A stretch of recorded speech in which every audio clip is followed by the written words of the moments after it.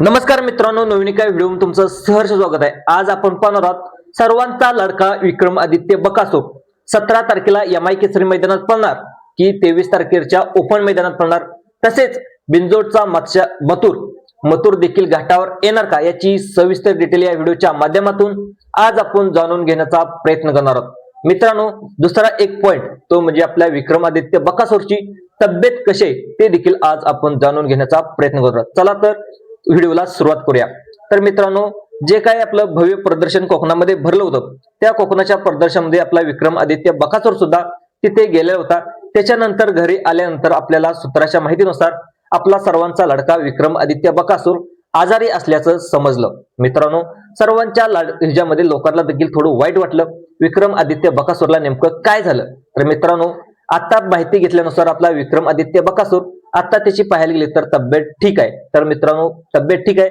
त्याच्यानंतर तुम्हाला दुसऱ्या मनामध्ये प्रश्न आला असेल की आपला सर्वांचा लाडका विक्रमादित्य बकासूर कोणत्या मैदानामध्ये दिसणार ते देखील जाणून घेऊया। त्यानंतर आपला बिंजोडचा बच्चा मथुर बैल देखील जे भव्य दिव्य असं एमआय केसरी औंध येथे मैदान म्हणजे खटाव तालुक्यातलं औंध आहे, त्या औंध येथे मैदान आयोजित केलं जातं। या औंध मैदानामध्ये आपला सर्वांचा बिंजोडचा बच्चा मथुर या मैदानामध्ये दिसणार का ते देखील आपण पाहणार आहोत। तर मित्रांनो, या मैदानामध्ये आपला सर्वांचा लाडका बिंजोडचा बच्चा मथुर या मैदानामध्ये आपल्याला पळताना धावताना दिसणार नाही। कारण काय की जे काय 26 जानेवारी ते भव्य दिव्य असं बिंजोडचं मैदान भरलं जातं, या मैदानाच्या तयारीसाठी सध्या मथुरची देखील तयारी सुरू आहे। त्यामुळं कदाचित 23 तारखेला पण दिसणार नाही आणि 17 तारखेला पण दिसणार नाही। मित्रांनो, हे होता मथुरचे अपडेट। त्यानंतर पाहायला गेलं तर या मैदान जे काय एमआय केसरी मैदान होणार आहे, या एमआय केसरी मैदानामध्ये आपला सर्वांचा लाडका विक्रमादित्य बकासूर या मैदानामध्ये येणार आहे। तर मित्रांनो, त्याचा पैरा कोण आहे ते देखील जाणून घ्या। त्याच्यानंतर या एमआय मैदानाबद्दल थोडी माहिती बघूया। तर मित्रांनो, हे खटाव तालुक्यातील भव्य दिव्य ओपन बैलगाडी शर्यतीचं मैदान 17 तारखेला आयोजित करण्यात आलेलं आहे। तर मित्रांनो, या मैदानामध्ये देखील भरपूर मोठा इतिहास आहे, यात्रेचं मैदान आहे। दरवर्षी भव्य दिव्य असं संस्थांचं म्हणजे काय संस्थांच्या राणी त्या राणी मैदान बघण्यासाठी देखील येतात एमआय केसरी मैदानामध्ये। मित्रांनो, अतिशय भव्य दिव्य आणि चांगलं महाराष्ट्रातलं एक नामवंत मैदान आहे। या मैदानामध्ये टॉपचे नंदी सुद्धा या मैदानामध्ये धावण्यासाठी येणार आहेत। त्यामुळे पाहिलं तर चटणी भाकरीचा पैलवान घरणीकरांचा राजा सुद्धा या मैदानामध्ये धावण्यासाठी येणार आहे। त्यानंतर पाहायला गेलं तर आपला विक्रमादित्य बकासूर सुद्धा येणार आहे, जे महाराष्ट्रातले टॉपचे नंदी आहेत। घाटावरील सर्व नंदी या मैदानामध्ये धावताना येणार आहेत। आता प्रश्न पडला असेल की विक्रमादित्य बकासूरचा पैरा कोण। मित्रांनो, विक्रमादित्य बकासूरचा पैरा असणार आहे तो मध्ये पाहायला गेलं तर आता त्याचा इतिहास बघूया। तर गेल्या वर्षी पाहायला गेलं तर 1 नंबरचा मानकरी आपला विक्रमादित्य बकासूर आणि वेगाचा शेवट सर्जा या मैदानातील प्रथम क्रमांकाची एमआय केसरी त्यांचा मान तो त्यांच्या नावावरती गेलेला। तर मित्रांनो, दरवर्षी आता सर्जाला सुद्धा आता संधी हॅट्रिक करण्याची संधी आहे। सलग 2 वर्षे आपल्या वेगाचा शेवट सर्जा अभिजित पै आणि स्वर्गवासी रणजित निंबाळकरांचा सर्जा मित्रांनो त्याच्यावरती डबल 2 वेळा 1 नंबर त्याच्या नावावरती आणि 3 वेळा 1 नंबर करण्याची संधी आपल्या वेगाचा शेवट सर्जा याच्यावर आहे। मित्रांनो, सर्जा पाहायला गेलं तर हॅट्रिक करेल का? मित्रांनो, तुम्हाला काय वाटतं तुमच्या प्रतिक्रिया देखील कमेंट बॉक्समध्ये नोंदवा। सर्जानी पुन्हा एकदा 1 नंबर करून हॅट्रिक त्याच्या या एमआय केसरी मैदानाची त्याच्या नावावरती करावी आणि इतिहास त्याच्या नावाने लिहिला जावा असं माझ्या मनापासून इच्छा होते। आणि तरच सर्जाला प्रथम क्रमांक मानकरी करण्यासाठी आपण देवाला देखील ईश्वर चरणी प्रार्थना करूया आणि सर्जाला देखील शुभेच्छा देऊया। त्यानंतर पाहिलं तर बकासूरचा एमआय केसरी या मैदानातील पैरा कोण।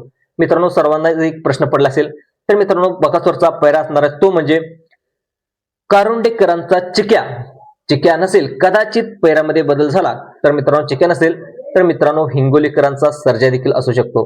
मित्रांनो, चिक्या असेल तर मित्रांनो जवळजवळ चिक्या आणि विक्रमादित्य बकासूरची गाडी कितीतरी वेळा 7 सोबत पळालेले आणि पाहिलं मित्रांनो किती 8 ते 9 वेळा प्रथम क्रमांकाचा मान गुलालाचा मान त्यांच्या नावावरती आहे। आणि मित्रांनो, ही गाडी ही बैलजोड अतिशय चांगल्या प्रकारे धावत असते। मित्रांनो, आता सगळ्यात महत्त्वाचं पडलं असेल तर बकासूरच्या गाडीवर ड्रायव्हर कोण। तर मित्रांनो, बकासूरच्या गाडीवर ड्रायव्हर असू शकतात ते म्हणजे जे कालच प्रथम क्रमांकाचा मान त्यांच्या नावावरती झाला तो म्हणजे आप्पा ड्रायव्हर कारुंडेकर। मित्रांनो, जे काय 17 तारखेला एमआय केसरी मैदान होणार या एमआय मैदानामध्ये या बकासूरच्या गाडीवर आप्पा ड्रायव्हर कारुंडेकर बसण्याची शक्यता आहे। मित्रांनो, ज्यावेळेस बकासूरची गाडी अतिशय चांगल्या प्रकारे हाणत असतात आप्पा ड्रायव्हर आणि काल जे वाळव्या तालुक्यात मैदान झालं होतं या वाळव्या तालुक्यात मैदानावर आपल्याला उर्मिलताई यांचा राजा कंदुरकरांचा राजा आणि त्याच्यासोबत भैया ड्रायव्हर यांचा अर्जुन या दोन्ही नंदी सुद्धा प्रथम क्रमांक अतिशय चांगल्या प्रकारे सेमीला देखील अतिशय चांगल्या प्रकारे पळाली, नंतर गटाला आणि फायनलला देखील अतिशय चांगल्या प्रकारे पळून प्रथम क्रमांकाचा मान या ठिकाणी आपाड्यावर करंडेकरांनी त्यांनी घेतलेला आहे. त्याचमुळं एम आय केसरी मैदानामध्ये आपल्या विक्रमादित्य बकासूरच्या गाडीवर आपला आपाड्यावर करंडेकर या ठिकाणी बसण्याची शक्यता आहे.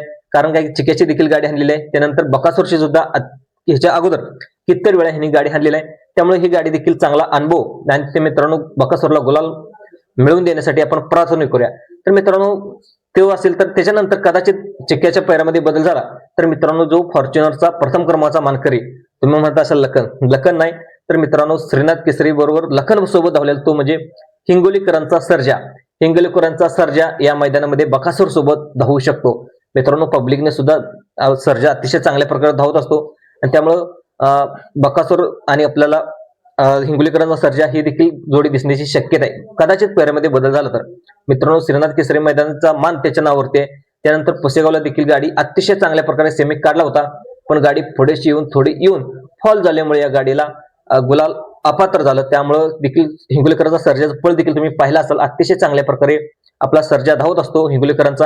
आणि मित्रांनो या एम आय केसरी मैदानामध्ये सुद्धा हिंगोलीकरांचा सर्जा येणार आहे आणि सर्जासोबत बकासूर देखील असू शकतो. कदाचित नाही तो शक्यतो 60 ते 70% करंडेकरांचा चिक्याच असणार आहे. कारण काय की जे आपले 3 ते 4 दिवसाच्या पाठीमागे आपल्याला स्वर्गवासी रणजित निंबाळकर आणि समाजसेवक संतोष तोडकर यांचा पाहायला गेलं तर सुंदर सोबत देखील आपल्याला अजय शेठ करंडेकरांचा चिक्या या नंदीसोबत फेरा देखील टाकलेला तुम्ही व्हिडिओ देखील पाहिला असेल.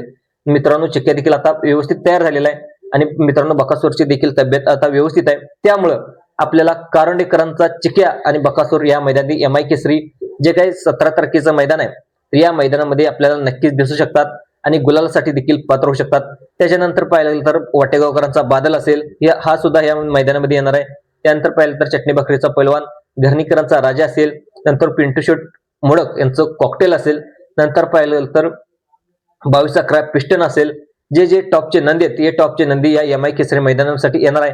कारण हे यात्रेचं मैदान आहे. या यात्रेच्या मैदानामध्ये यात्रेचा गुलाल आपल्या नंदीवरती पडावा असं प्रत्येक बैलगाडी मालकाची इच्छा असते. त्यामुळे टॉपचे नंदी जे महाराष्ट्रातील टॉपचे नंदी आहेत, चिमण्या सुद्धा या मैदानामध्ये येणार आहे. मित्रांनो जे काही टॉपचे नंदी आहेत या टॉपचे नंदी या मैदानामध्ये येण्याची प्रयत्न करत असतात मित्रांनो. त्यामुळं आपला विक्रमादित्य बकासूर सुद्धा या मैदानामध्ये येणार आहे. भरपूर दिवस झालं, जवळजवळ 5 ते 6 मैदान झालं आपल्याला बकासूरचा गुलालासाठी संघर्ष चाललाय. तर आपल्या ईश्वरचरणी आणि देवाला एकच प्रार्थना करूया की बकासूरला पुन्हा एकदा गुलालात पाहण्याची आणि प्रेक्षकांची जे काही मन आहेत ते मन पुन्हा पूर्ण करण्यासाठी, इच्छा कंप्लीट करण्यासाठी आपण ईश्वरचरणी देखील प्रार्थना करूया. बकासूरला पुन्हा एकदा गुलाल प्राप्त व्हावा आणि जे काही काल गेल्या वर्षीचा मान होता 1 नंबरचा तो मान त्याच्या नावावरती व्हावा आणि देवाला एवढीच इच्छा. आणि सारखी पाहायला गेलं तर बकासूरची सेमीमध्ये कड येते, ती कड देखील आता कारण का कड काय ते आपल्याला सुद्धा माहित नाही. नेमकं त्याच्या आयुष्यामध्ये काय चाललं ते आपल्याला सुद्धा माहित नाही. त्यामुळे कडेचा संघर्ष देखील त्याचा संभावा आणि मधून बकासूरची गाडी लावावी आणि गुलालासाठी पात्र ठरावी हीच आपण ईश्वरचरणी प्रार्थना करूया. आणि आपल्या चॅनलवर जर तुम्ही पहिल्यांदा असाल आपल्या चॅनलला लाईक करा, सबस्क्राईब करा आणि जास्तीत जास्त दुसऱ्या लोकांना सुद्धा बकासूर प्रेमींना तुम्ही शेअर करण्याचा प्रयत्न करा.